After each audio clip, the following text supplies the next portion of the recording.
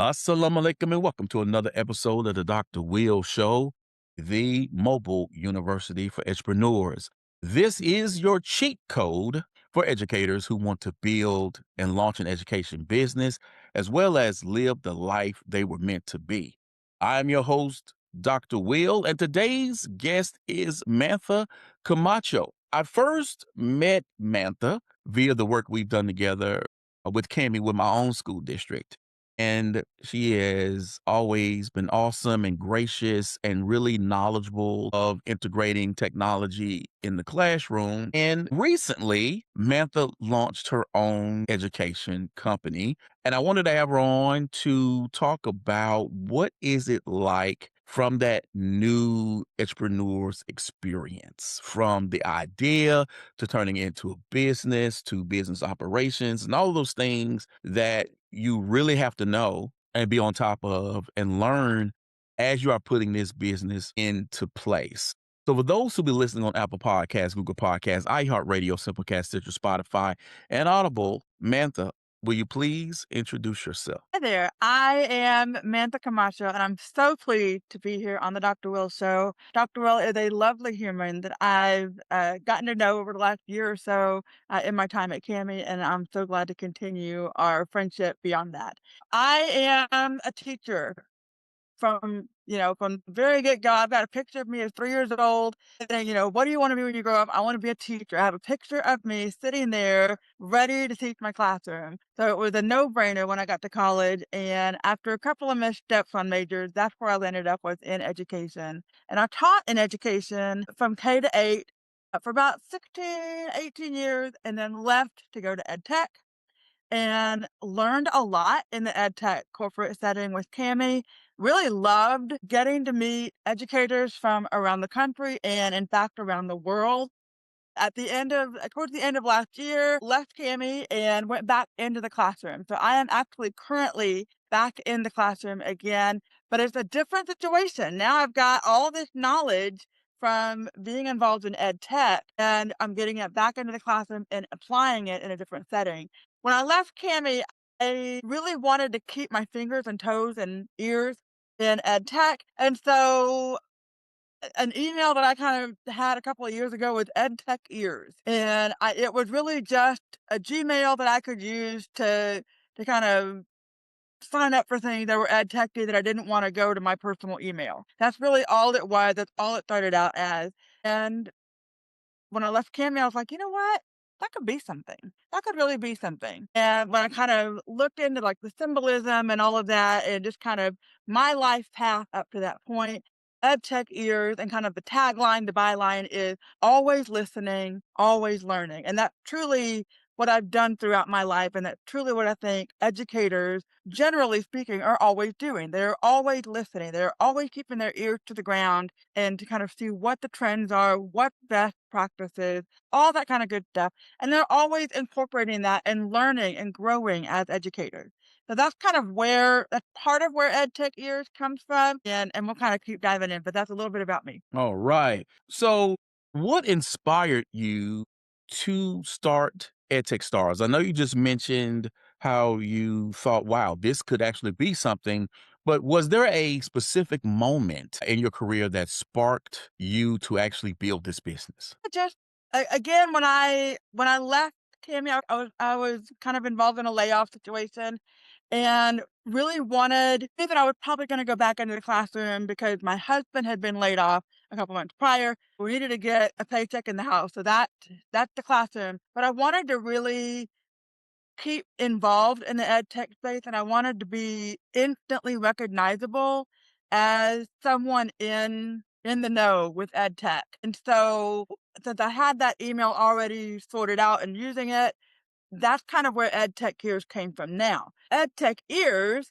I don't know if you noticed, but I am wearing my little Disney ears here. I'm a Disney girl, been a Disney girl my whole life. And when COVID hit back in 2020 and we all had to go virtual, I did not want to be on camera. Girl, I did not want to be on camera. I did not like that. And so I was like, how am I going to make this palatable for me to handle being on camera? And I was like, you know what? I'm going to take a page out of Happy Gilmore's book.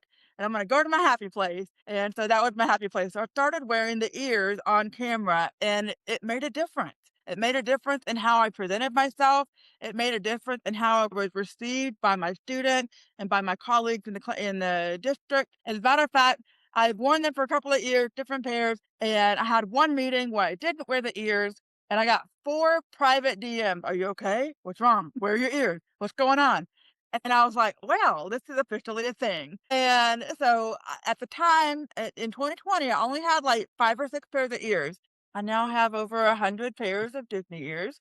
I'm still growing that collection, and it's become like a connector because people see that and they're like, "Why is this crazy 40-something-year-old lady wearing Disney ears and she's not at a Disney park?" But it's such a universal thing. I mean, everyone has some kind of a connect to Disney, and so it's a good conversation starter. It's a good connector, and, I- and so that's kind of where I always want to kind of find ways to connect with my students, with my colleague, with my friend, with my family. And so that it kind of became a thing. And so that's kind of where EdTechEars was born. What problem are you trying to solve, and how did you validate the need before launching? I feel like, especially in education, it's so easy for that disconnect to happen. It's so easy for special education to kind of be in their own special education bubble and to not really have as much connect with other departments in the school, in the district, and beyond. And so I really, and that's kind of the area that I'm focusing in now with special education. But I wanted to find ways to bridge that gap to kind of because I feel like the more informed we are as an educator community, the more we're able to connect and see how we have similar issues that we're trying to address and face and make better, the better we are as a community and the more we can serve the students that we work with. And so that's kind of where all of that is going. The other problem I was trying to solve kind of personally with EdTech Years was making Mantha be known in the community. And so I have a really great, fabulous graphic artist friend who helped me design the logo for EdTech Ears. And now the last 2 conferences that I've been blessed to go to, they see my logo and they're like, "I know you. I know you." So that's the power of a really good logo. And that's the power of kind of social media and how that works. So it is already meeting its purpose of connecting educators and helping to open doors in other ways. All right. So, walk us through your planning process, right? What were some of the biggest challenges you faced in turning your idea of EdTech Ears into an actual business? And where did you turn to learn the basics of business development and entrepreneurship? I am still very much in the learning phase. This is a very baby thing. Matter of fact, I haven't even gotten to the LLC phase yet, but I'm using the word yet because it is coming. I'm just still in that learning phase. The first thing that I did was I didn't want anybody to steal my idea. So I went out and got the domain. Bought the domain, baby. That's mine. You can't take it. It's mine. So that was my first step. And from there, I kind of built a very simple Google site website linking to that domain so that people kind of get to know me. And then starting to build a little bit of a social media presence with Instagram now. And then hopefully kind of y'all, I work. I have a 9 to 5, so this is my 5 to 9. So this is not getting as much attention as I would like. But when I do have that time, I am building the website, building my portfolio, getting my name out there, letting them know I am a trusted, valuable resource that you can have, attend your conferences, attend your events in the school district, and can share some knowledge. What I'm hoping to build up to that is being a featured speaker, being a keynote speaker. And those are all things that I'm still very much learning, always listening, always learning, still growing. So my next thing on my list is to kind of build out that LLC part of it. And I'll be honest, Dr. Will, I'm all ears, as you can tell. I need to learn. I need to learn what I need to be doing and what's the important parts of it. A mutual friend of ours, Mel Manning, mentioned a few months ago how invaluable your advice was in building that presence for her and her business with her LLC. I was like, yep, I need to hook up with my friend, Dr. Will, and find out what I need to be doing. Hey, thank you, and, thank you, Michelle, and she has been a great supporter. She bought the book.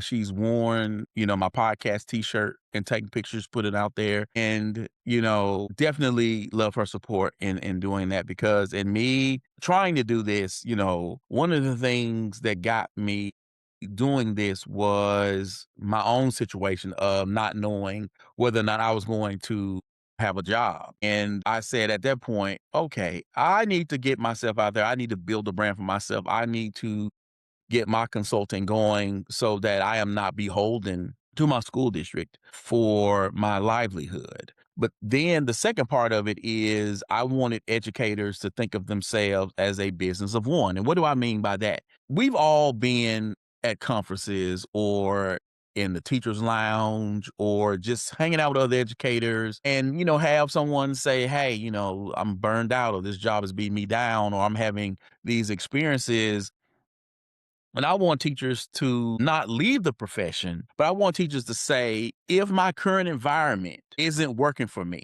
right? Maybe I need to examine what's going on in my own life, my professional goals, my standards. And maybe that means you change grade levels. Maybe that means you change subject areas. Maybe that means you leave one school in your district to another school in your district, or you just leave your district altogether. But I want them to have the ownership in their life to where they make a decision to move forward and not just stay in a situation where they feel stagnant, where they feel beat down or non-supported. So that is what I'm hoping with what I'm doing, whether you become an edupreneur or not, which for me, the entrepreneur, multiple stream of income that's a no-brainer. But if not, become that entrepreneur and take greater ownership of your life and your career. And really, I have taken lots and lots of different steps in the last 3 months. I've really stretched myself out a little thin, but it's all been things that have helped fuel my passion and like validated me that the path that I'm on is a good path. I actually am extremely fortunate. The classroom that I've returned to, I'm a teacher at a high school. Never in my wildest dreams did I think I would ever call myself a high school teacher, but here I am and I love it. I absolutely love the position, the school, the teachers, the students. It's really a blessing that I've got going on. So that's my main income stream right now. I've also, through the ed tech years and through that kind of wanting to be involved in the ed tech space, I've gone out and gotten my Google trainer certification. I'm a Google trainer. I started a gig here in Texas, a Google educator group, and it is for special education teachers in Texas. But if you know, you know, special education isn't just for special ed teachers, it's for everybody because you've got inclusion, you've got special education students and 504 students sitting in those general education classrooms, and those teachers need to be knowledgeable as well. And the Google community is always super inclusive. Anybody, and even if you're not from Texas, if you're just someone that wants to hang out with us, come join us for the gig. We'd love to have you there. We're kind of in that beginning building stage, but that's something that I've kind of branched out into and I'm very excited about through the EdTech years, but more just kind of Mantha, just kind of building out Mantha and all the things that we can do. I've gotten involved with another company called Ribbit Learning that's providing instructional coaching. That's going to be gig work, kind of a freelance situation, but rooted in adult learning theory and research based and absolutely phenomenal company. So that's another avenue that I'm pursuing as well. And then I am actually a professional paid consultant. I've actually been consulting with some ed tech products and getting some payment to provide that expertise that I have between all of my years in the classroom and all of my years in the corporate ed tech space. So it all kind of is EdTechEars adjacent, and it's all kind of going and feeding into this general portfolio of work that I'm continuing to grow. And so where EdTechEars is going, I'm not quite sure what it's going to quite develop into. More of a passion project than anything, but that means it's full of joy. And as I told you before we started recording, we need more joy in the world. So the job that you do or that need to provide you with some kind of joy and satisfaction. And if they're not, then we need to kind of meet and find another place for you that gives you some joy. So that's kind of where EdTechEars is kind of going. So, for listeners who aren't familiar with you, how would you describe what EdTech Stars does? That is a really good question, and I don't know that I have a good answer for it. Right now, it's in a holding pattern. It's kind of where I'm learning and growing and putting together a spot for me to exist in the ed tech space. That's really what it is. If you go to the website, you're gonna see where I'm gonna be attending next. You're gonna kind of learn a little bit more about me. And what I would like to see is linking more of that instructional coaching piece, helping teachers feel more joyful and secure and happy in their positions because we've got teachers that are leaving by the droves out of the classroom. And I want to kind of help stop that. I wanna kinda help stem that flow and get more teachers happy in the classroom and feeling good. So that's something it's really kind of a mishmash because I'm not quite sure, but it's there. What makes your approach unique compared to other EdTech solutions? Probably because I am a complete newbie. Have 0 idea what I'm doing. I imagine most businesses, when they go in, they have a better business plan than what I've got going on, and that's okay. There's room for all of us on this great big planet, but where I'm coming from is a place of absolute passion and desire to better the education community. I'm tying in the things that make it authentic. I'm tying in the things that make it real, which is, the silly stuff like the ears, the real stuff like finding connections and reaching across different curriculums and different places to knit together this support system for teachers. So, what have you learned so far about marketing and selling, especially since you are at this very new beginning stage and you are building the brand Mantha, where people know who you are to be able to, when there is something going on in a school district or at a school site or even at a conference, your name is in people's mouths to say, hey, we need to bring Mantha in. What have you learned so far about this process? It's fast. It's real fast. It has I mean, this started in November. I literally launched all of this in November, and here I am. I've got instructional coaching to add it on my resume. I've got conferences that I've some that I've attended before, some that I haven't, that I've now been able to go as EdTech ears and represent. And there is such power in a strong logo. I can't tell you how helpful it has been to have that as my image, as my crest, like, my shield back in like the old, medieval times. It means something. I was actually at FETC. I went to the Markify booth because I've been following them for a few months, and it's a beautiful whiteboarding open space thing, and it's so clean and simple and beautiful. So I wanted to go say hi. I said, "Hi, I'm Mantha," and he was like, "Who?" And I showed him my sticker, and he was like, "You! I know you!" And so just that is important. And if you don't have a Frankie in your pocket like I do, you need to pay. It is worth paying someone to develop a really strong concept. This man put together a logo, a concept, a color scheme, a why for the colors, and it just made everything so click, click perfect that it's helping to kind of get some early growth early on. I'm really looking forward to seeing how this continues to develop and turn less of a passion project and more of an actual legitimate LLC bringing in income over the next, few months and years. Wow. How do you stay motivated when you are facing setbacks or things are moving slower than what you expected? Several years ago, I listened to a keynote speaker by Jerry Brooks. He actually presented at Cami Connect a few years ago. And one of the things that he talked about, because we were kind of in the dregs of COVID and everybody was just kind of really feeling it and really having a hard time seeing beyond where we were going to go with education after we got out of this mess of the pandemic. And he said, remember, everything is a season. It's not going to be forever. This is just a season. And this season may not be particularly flavorful or positive or fabulous, but it will eventually fade into another season that can be, will be more bountiful, more plentiful. And just the way he phrased it better than I am, but I mean, the way he said that has really stuck with me. When I'm going through rough patches, like personally or professionally, slow time is a season. It's not forever. So continue to nurture, continue to feed the things that you want to grow. My educational background is the Alternative Education Center.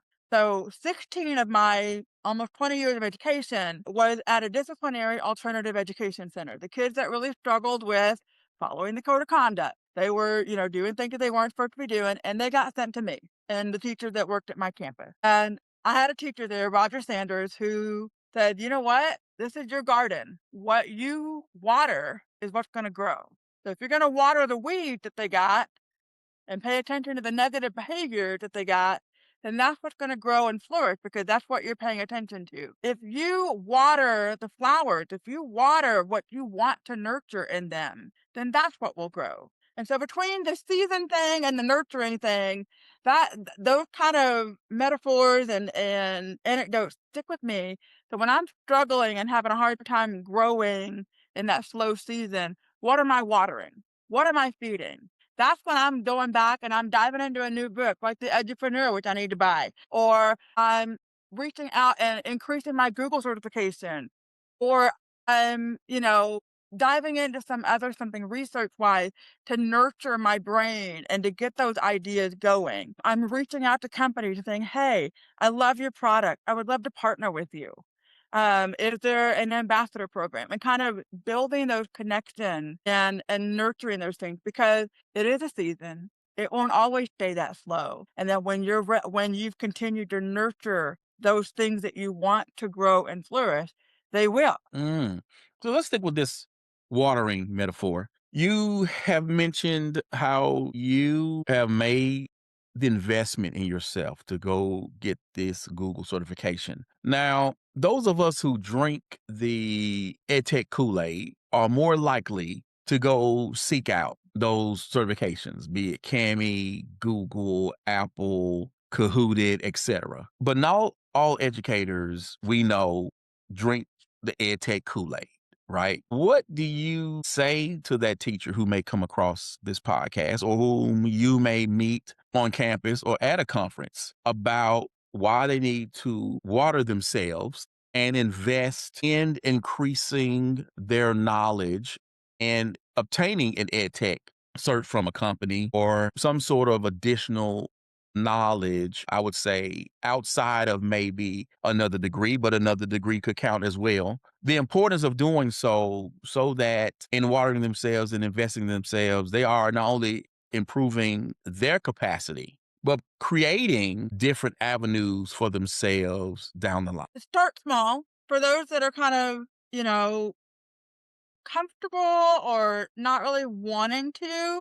I would encourage them to consider it. It is certainly, I mean, we're on this planet. We all gotta keep moving towards something. What do you want to move towards? And for me, I want to have, I mean, good sticking with that watering metaphor. I want my garden to have a lot of different flowers and a lot of different types of things that are growing. And so I started small. When I was in the classroom, I had one or two tools that I was using consistently that I loved. And that was Cami and Padlet.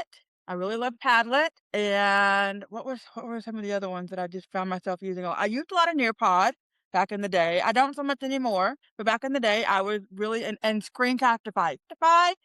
And Cami saved me in 2020 and 2021. And so the tools that I'm using, the tools that I find myself relying on, seek out those kinds of certifications. My district back in 21 was trying to grow their network of Google certified educators. And so they offered to pay to because the Google certifications right now are free because they just revamped them, and so they're free. But back in 2021, they had a little bit of a paywall to take those certification courses, and so my district was like, "If you'll, we'll pay for it, for the first one. If you don't pass it, then you're on your own, but we'll pay for the first one.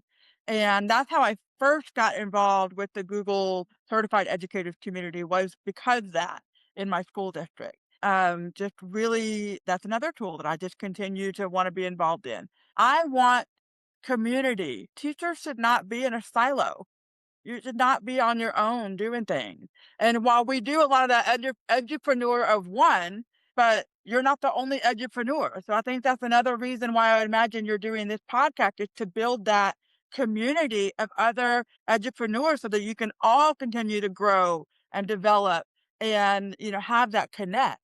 So that's kind of always my thing, is how are you connecting? How are you feeling supported and valued and validated through the fabulous work that you're doing as an educator? And so for me, that include seeking out and growing your knowledge in whatever platforms and programs that you like. Fantastic, fantastic. That's I'll talk about it in the book. I also talk to people in my own school district. I've written about this, and I have said this on this podcast, and inshallah will continue to say on this podcast, that you as an educator are responsible for your own professional learning. You are responsible for building your own capacity. You are responsible for building your own expertise for the next level. Do not wait on your school district to pay for your conference. Do not wait for your school district to pay for a cert. Do not wait for your school district to do anything. If they do it, of course, take advantage of everything that your district can offer, especially if they run you through this program and now you have this specific type of certification, or you have the specific type of expertise. Always take advantage of what your school district can provide for you for free, but do not count on them for that, because this is your career. Like, you work for them. That is not your business. You work for yourself. Think of that in that way. And And that's Mhm. another that leads me to, yes, I've been surprised positively by, especially for educators that take that initiative to seek out opportunity. You'd be surprised how receptive ed tech companies are, and other education-based companies are. They've been really enjoyable to see just how much they are seeking teachers to kind of not only do the big thing of promoting their product, but helping to develop their product to being a stronger product. It's been really interesting to see kind of how that all works, and how not enough teachers are out there saying, "Hey, yeah, this is what I want to do." And I've actually hit an inflection point where I've had a couple teachers say, "Okay, so how do I do what you're doing? How do I do this?"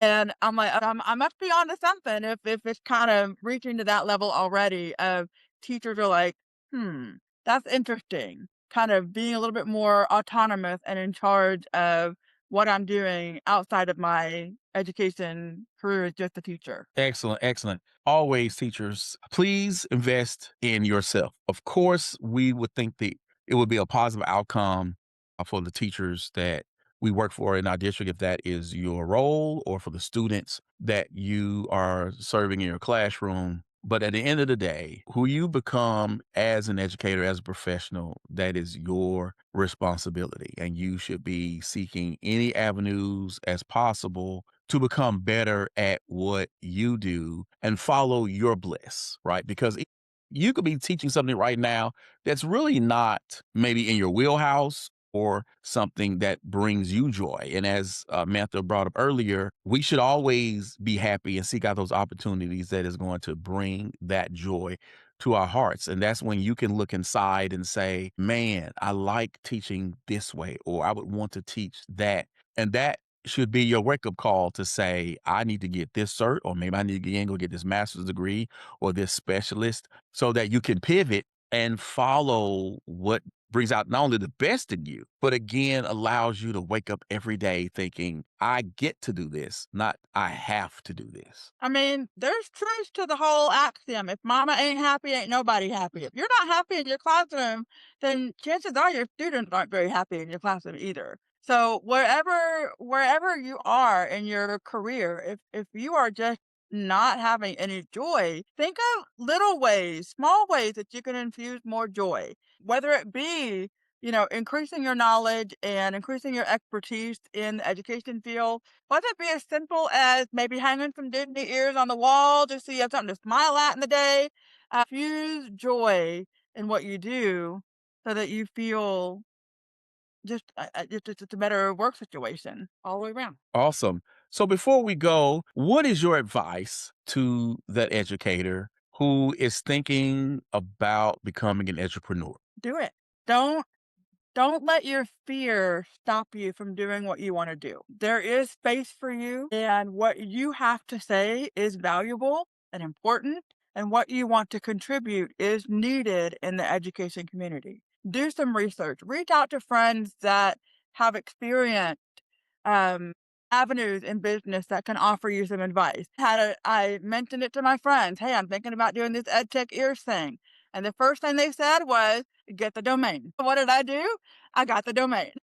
So take that first step and know that you can go at the pace that works for you. So I'm slowly building this up because I have a 9 to 5 that I need to keep and that I enjoy doing. But in my 5 to 9, I'm doing not every day, but most days because I want to, not because I have to.